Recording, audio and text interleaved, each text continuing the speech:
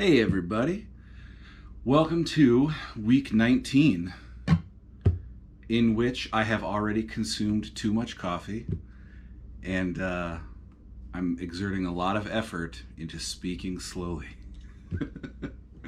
My wife ended up going into work a little bit later today, so I made extra coffee thinking she would drink more of it than she ended up drinking, and then I drank the rest of it. So I'm feeling pretty jacked up at the moment. But we'll get through it together. I hope you guys are doing well.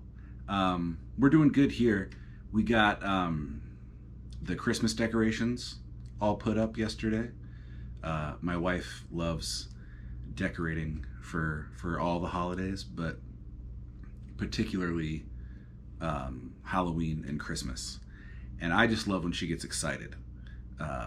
So I encourage her to go as nuts as she wants to.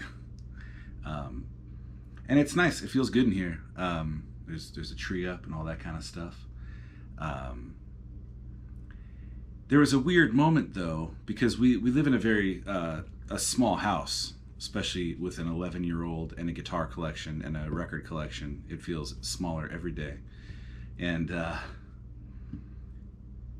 we had to sort of rearrange the place a little bit to make room for the tree and that kind of thing. And I had this kind of sad moment where a lot of the stuff we were moving around was gear, like audio equipment and guitars and merch and things that are used in the course of what used to be my day-to-day life. And I felt a pretty heavy sadness thinking about how long it had been. I think we're at 245-ish days since I played a show at a venue for people. And it's getting, on the one hand, it's getting a little bit easier because I'm just getting used to it, as you do with almost anything. I mean, you know, I'm sure if people can get used to the loss of a loved one or a new city or a new career, you know, you can get used to anything. And I am just, it's becoming a little bit more normal that I don't play shows. What's getting a little bit harder is knowing why I'm not playing shows and knowing there's a lot of people that are making choices that are making this whole COVID thing worse.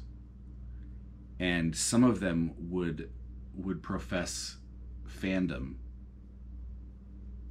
for me or any other musician, and they don't seem to realize that their choices are first keeping them from being able to go to a show, but second, they're keeping us from being able to play. You know, like simple stuff like wearing a mask and, you know, social distancing and that kind of thing. I know there's a lot of questions about the effectiveness of some of these measures, but those questions are often asked by people that haven't tried them yet. And that to me has been a very annoying theme of the last few years, and especially the last couple weeks. You have people that, as easily as they could Google something and find the answer, they will instead just post a question on social media, for example, that often in and of itself contains kind of harmful misinformation and that kind of stuff. But because they tag it with, "I'm just asking," they think they're getting away with something. And it's so obvious to me that, like, you're not just asking, you're trying to put something out in the universe and not take responsibility for it. No, it's just a question, you know. It's like the guy that goes to his wife and he says, "Hey, do you think we should have an open relationship?" And she says, "No." And he goes, "Yeah, no, I was just asking." She's not going to buy that. and nor should she.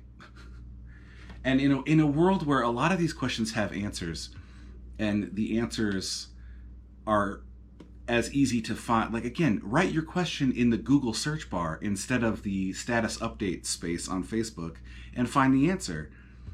Don't, post things that, what if COVID's all just fake? I'm just asking.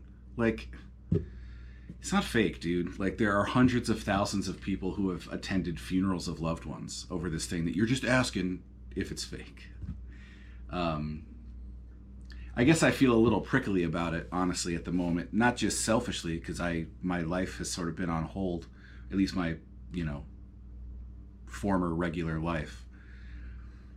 But I took a couple hits this week from people that I admire or respected or appreciated their work coming out and doing that, and it's wearing on me. And I try to be, I'm gonna be real clear, I try to be positive publicly. I wrestle with a lot of cynicism and that kind of stuff in my personal life, but I try to be conscious of like what I'm putting out there and what effect it's gonna have on the temperature of the room, but it's getting tough. Like, it feels like an endurance contest that I feel like I'm beginning to lose, because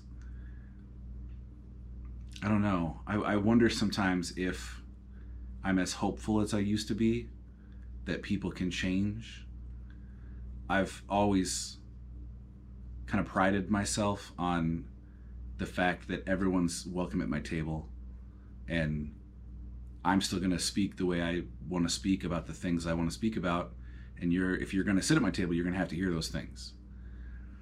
And I feel like I'm beginning to wonder if it's less likely now that those things will impact people and change them.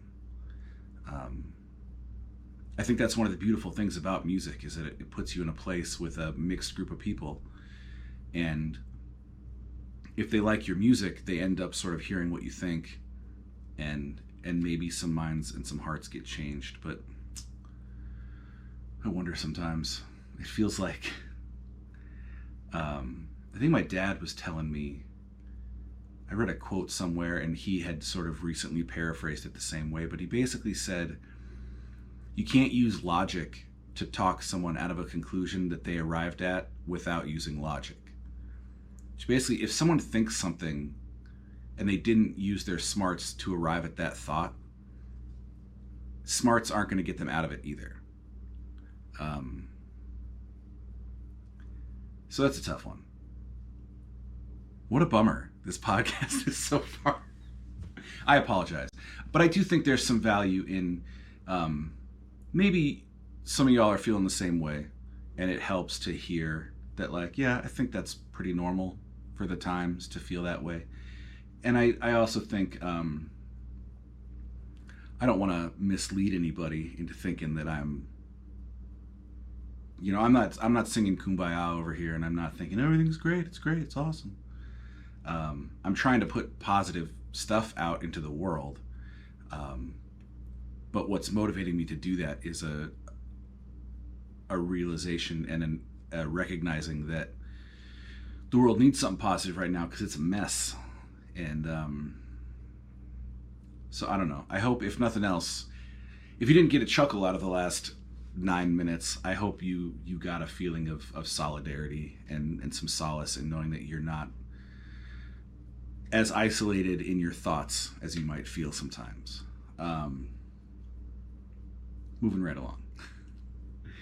Speaking of my dad, I was just talking to my dad about minimalism, and it's something that's come up a lot because there was that Marie Kondo book that became a documentary, and I think a lot of people latched onto minimalism.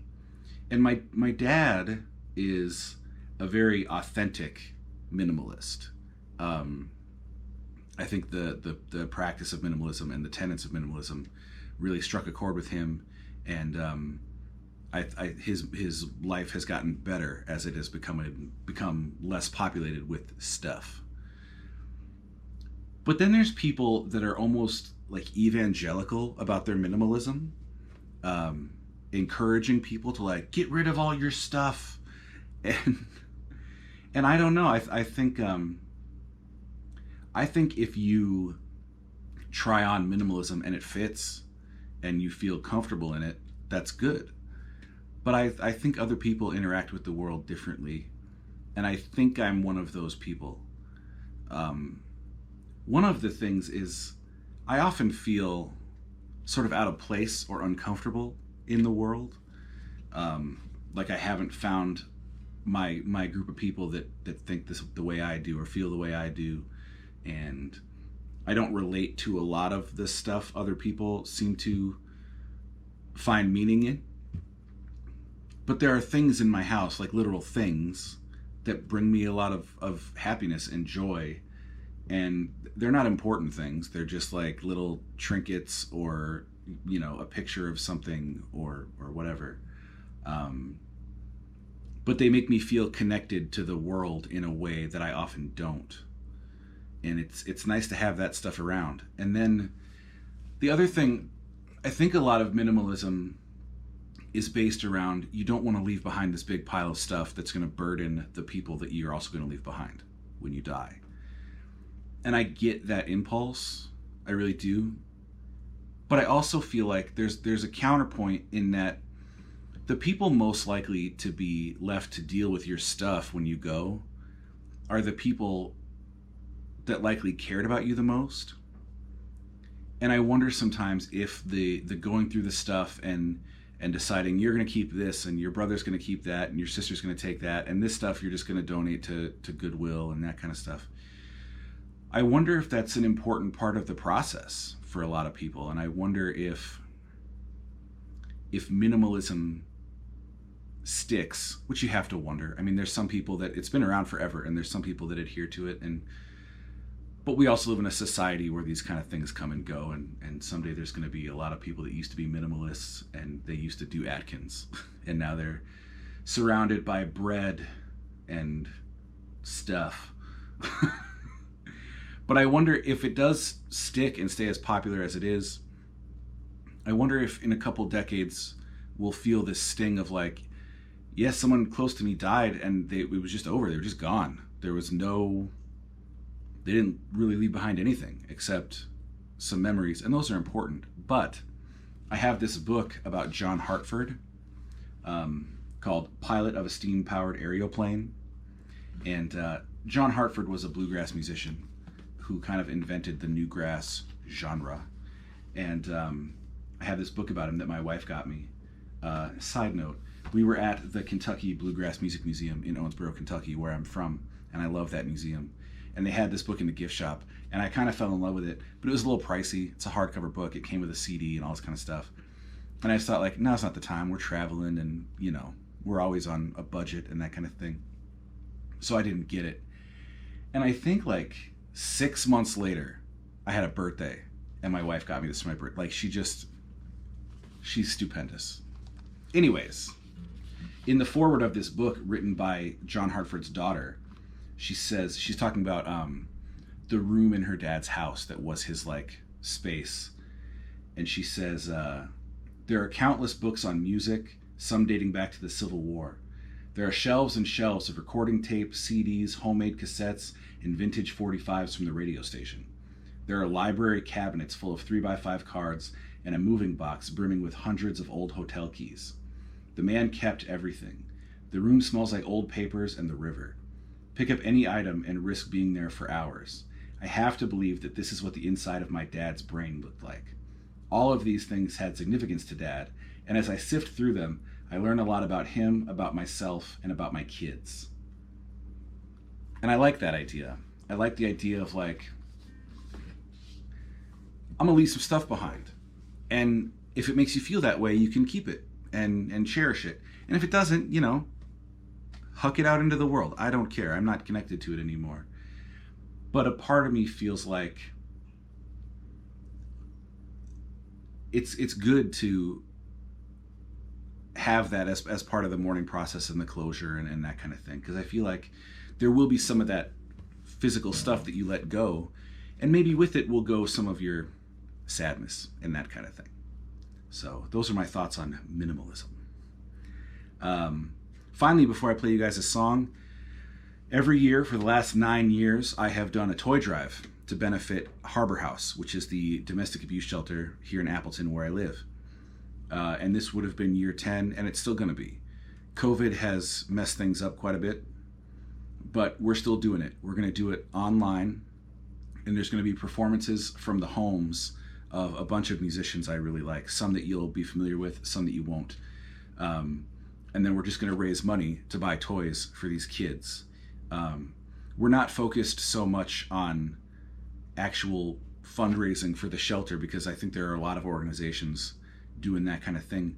But what we do is we collect toys, and this year we're going to buy toys that are then put in a room. They're unwrapped, and the women utilizing Harbor House services over the holidays, they go into the room and they pick out some presents for their kids, and then they give them to their kids. And those kids have no idea that the toy drive exists. And it's kind of a beautiful thing, because not only do the kids get to have the same kind of holiday that any other kid would have, like they deserve, but it eases a burden on women that a lot of times they're in real transitional places, and they might not even have access to their finances or the means to go buy toys for their kids.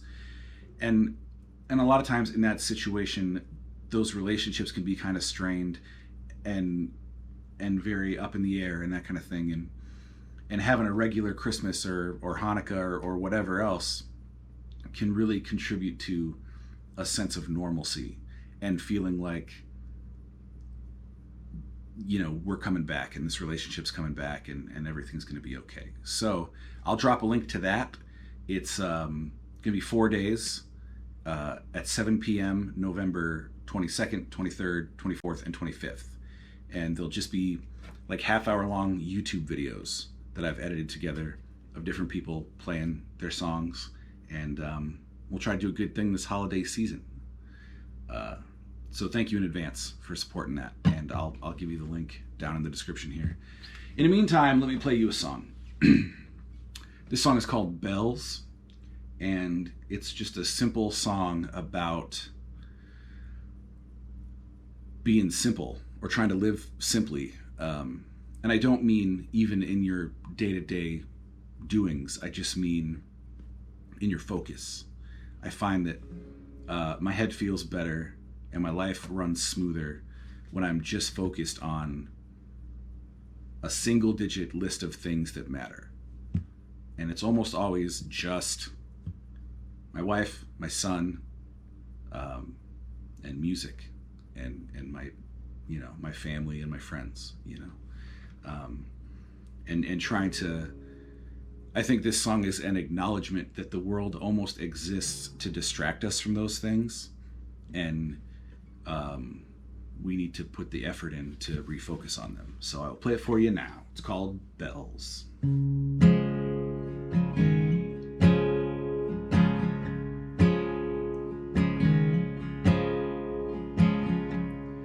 I feel it coming, time is whispering in my ear. I feel it coming, time is whispering in my ear. When the train pulls into the station, I'm gonna disappear. And I feel it coming, time is whispering in my ear.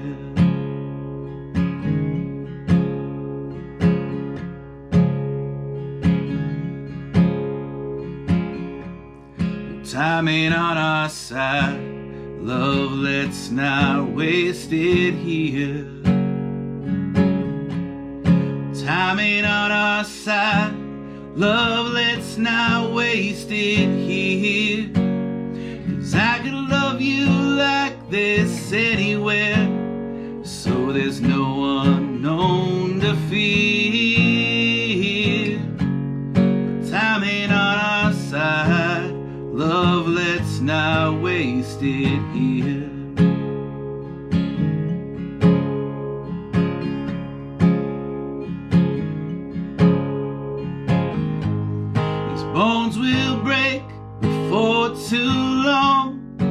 still strong.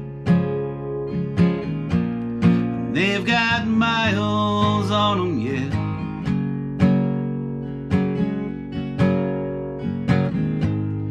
It's alright when it feels wrong, just hold on.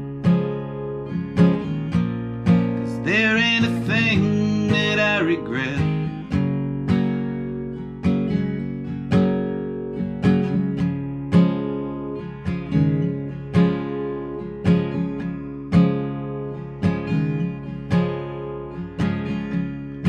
I hear it coming, the bells are ringing loud and clear. I hear it coming, bells are ringing loud and clear. The politicians have all gone quiet, you're the only voice I hear. And I hear it coming, bells are ringing loud and clear.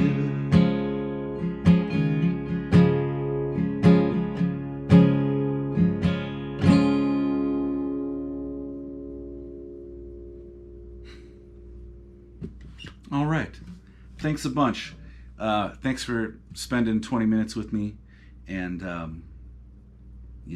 I appreciate you guys hanging out, checking out the podcast, and letting me feel a little bit of what I was talking about missing earlier. This is different than playing shows in a lot of ways, but there's something at the core of both things that I think they recognize each other.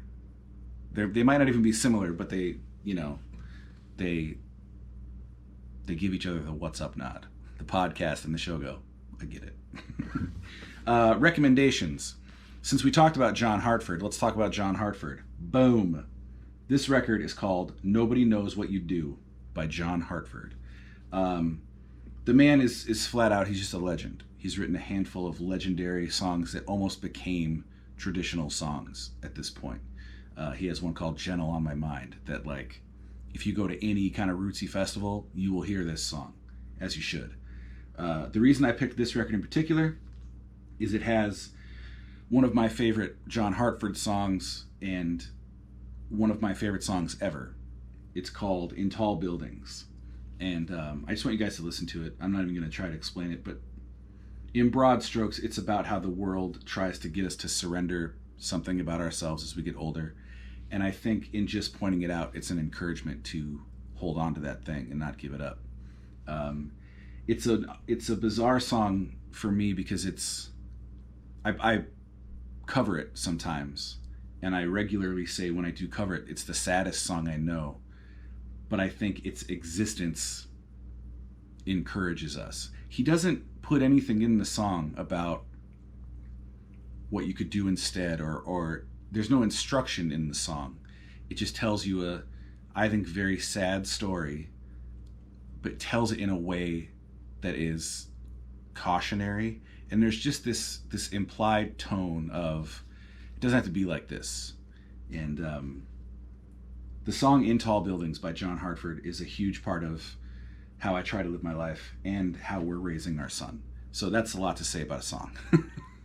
Next, this record is called Winter Wheat by John K. Samson.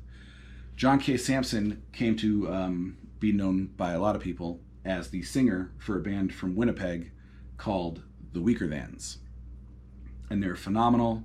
I have a pretty good Weaker Thans story about my son that maybe I'll save for when I inevitably recommend a Weaker Thans record to you.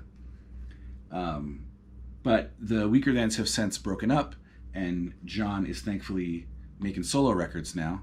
This is the second one and the most recent one.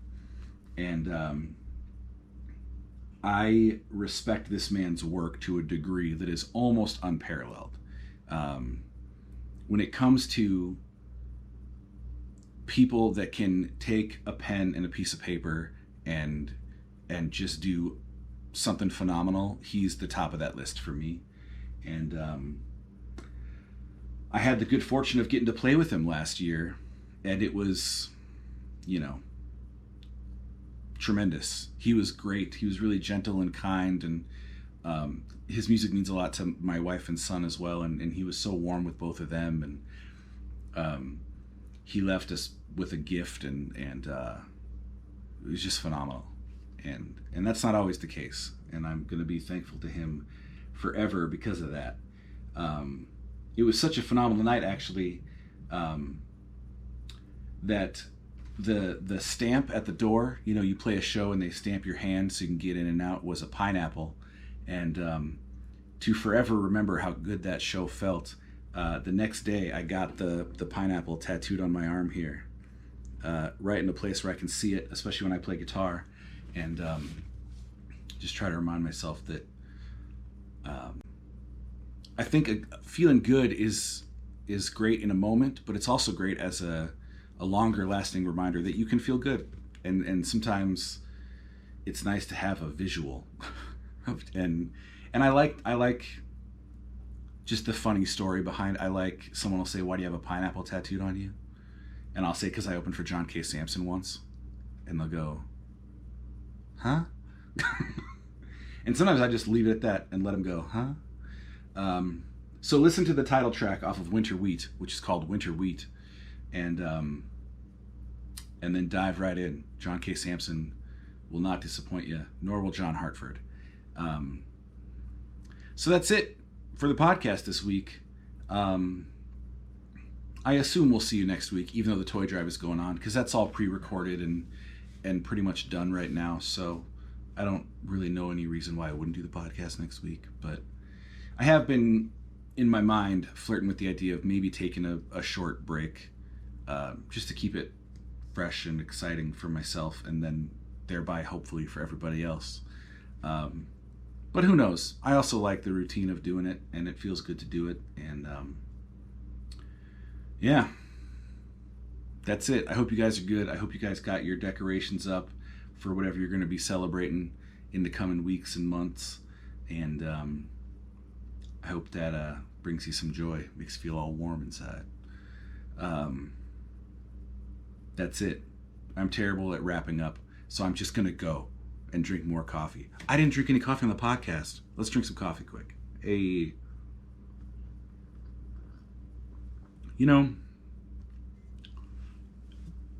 As a 6th or 7th cup of coffee, that tastes pretty good. All right, I'm going to go. Take care, and support the toy drive or anything else this season, a food drive, a coat drive. Just do something good. And we'll see you soon. Bye.